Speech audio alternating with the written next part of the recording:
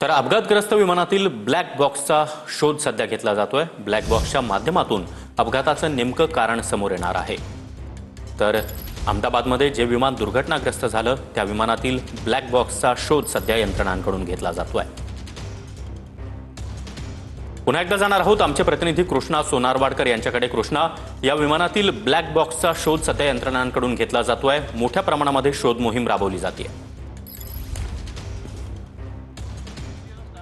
सागर, आपण पाहिलं या सगळ्या ठिकाणी विमान अपघात जिथे झाला त्या ठिकाणी पहिल्यांदा सगळ्यात महत्त्वाचं होतं ते म्हणजे रेस्क्यू ऑपरेशन, आणि ते पूर्ण जवळपास होत आलेलं आहे। कारण जे पॅसेंजर होते त्यांच्या जे काही मृतदेह होते ते या ठिकाणी काढण्यात आलेले आहेत आणि हॉस्पिटलमध्ये नेण्यात आलेले आहेत। मात्र आता सगळ्यात महत्त्वाचं एक मोठं ऑपरेशन या ठिकाणी राबवलं जातं ते म्हणजे ज्या विमानाचा अपघात झाला त्या विमानाच्या पायलट केबिनमध्ये जो काही ब्लॅक बॉक्स असतो तो ब्लॅक बॉक्स शोधण्याचा प्रयत्न इथल्या सगळ्या यंत्रणांकडून केला जातो। एनडीआरएफ सुद्धा आहे, पोलिसांची सगळी यंत्रणा आहे आणि इतर जे काही या सगळ्या बचाव कार्यामध्ये सहभागी झालेली जी सगळी यंत्रणा होती ती सुद्धा या ठिकाणी काम करते आहे। आणि आता या सगळ्या परिसराचा प्रत्येक कानाकोपरा शोधून तो ब्लॅक बॉक्स शोधण्याचा प्रयत्न सुद्धा केला जातोय। पुढच्या बाजूला आपण पाहतोय की ज्या ठिकाणी हे सगळे अधिकारी जमलेले आहेत त्या ठिकाणी हा सगळा परिसर जो आहे तो पिंजून काढला जातोय। अगदी या इमारतींचे छोटे छोटे भाग असतील किंवा या सगळ्या परिसरामध्ये जिथे विमानाचे छोटे छोटे तुकडे जळालेले आणि विखुरलेल्या अवस्थेमध्ये पडलेले आहेत त्या सगळ्या ठिकाणी सुद्धा हे सर्च ऑपरेशन केलं जाते। कारण ब्लॅक बॉक्सच्या माध्यमातून येत्या काळामध्ये जेव्हा ही सगळी चौकशी केली जाईल किंवा जो काही तपास होईल या विमान अपघाताची